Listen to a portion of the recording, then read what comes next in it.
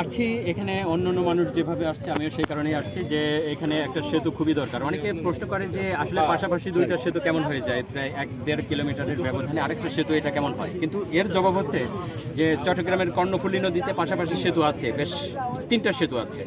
আমরা যদি সুরমা নদীর কথা চিন্তা করি, এতে সিলেটে সেখানে একাধিক সেতু আছে।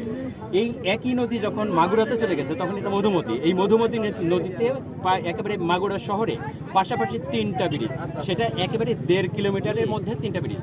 তাহলে এখানে এইটা বড় কোনো সমস্যা না। যারা এটা বলছে তারা নদী শাসন নিয়ে কথা বলছে, অথবা নদী কমিশন হয়তো ভাবতে পারে, বা নদী নিয়ে যারা গবেষণা করে তারা, অর্থাৎ নদীকে নিয়ে যারা কাজ করে তারা হয়তো এটা নিয়ে বাদ সাধতে পারে যে এতে নদীর কোনো ক্ষতি হবে কিনা।